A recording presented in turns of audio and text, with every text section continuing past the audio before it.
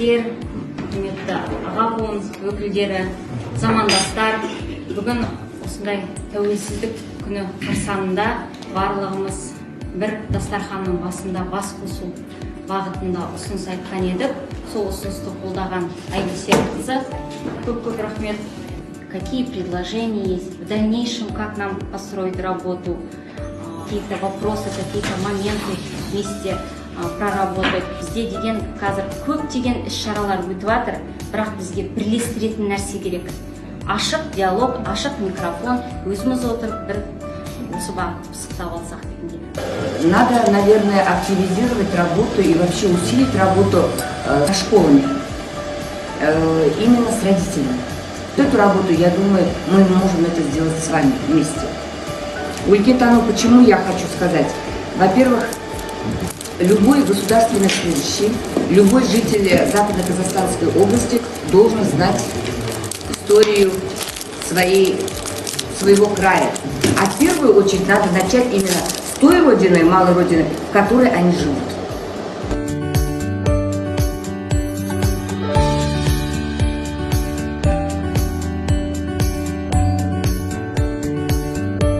Ассамблея готова поддержать, так как одна из самых близких партий для нас именно во всех предвыборных программах.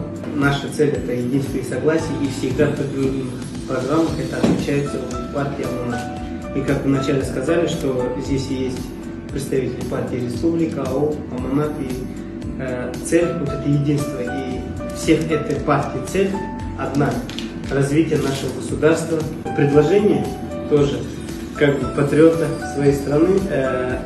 У нас в аэропорту нету флага, потому что в любой аэропорт мира, куда прилетаешь, есть флаг той страны. Как бы поднимает патриотический дух, я думаю, и нас, молодежи, и чтобы гости, которые прилетают в нашу страну, они должны знать. Это как предложение от нас. Независимость – это наше могущество. То есть, когда ты независим, у тебя очень много открытых дверей. Мы хотим, честно, мы хотим заработать совместно. Біріктіретін іс-шараларды қолдаймыз. Конструктив. Да. Этнолагерь.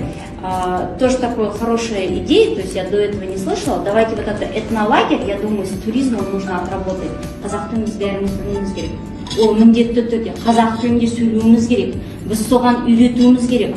Қазақ тілі Сергей арамызда бір-бірімізді кемсітетін нәрсеге болмау керек. Мен Сергейге ренжімеу керекпін, сен неге білмейсің қазақ тілін? Ал Сергей маған айтпау керек. Мен қазақ тілін білгім келсе білем, білгім келмесе білмеймін деп. Қазақ тілін біз құрметтеу керек. Өйткені біз Қазақстанның негізгі ұлтын құрайтын қазақ елінде өмір сүріп отырмыз. Міне ол құрмет деп саналады. Сондықтан да осы бағытта біз жаңа жұмыстануымыз қажет. Бұл бағытта жаңа Ильяр бауырымыз айтты, ол қазақ тіліндегі баннерлер көз алдымызда тұр, содан бастамай отырмыз. Осы бағытта Илгун Ахмет обумен мен танысқаныма өте қуаныштымын. Насчет флага аэропорта мы тоже переговорим. Это, я думаю, не так сложно. Будем работать.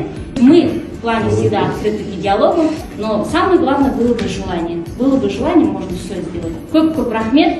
Егемендігіміз, тәуелсіздігіміз тұғырлы болсын. Тек жақсы күнде кездесейік. Алла тағала бәрімізді жайсыз хабардан көлденеңнен сақтасын. Амандықта болайық.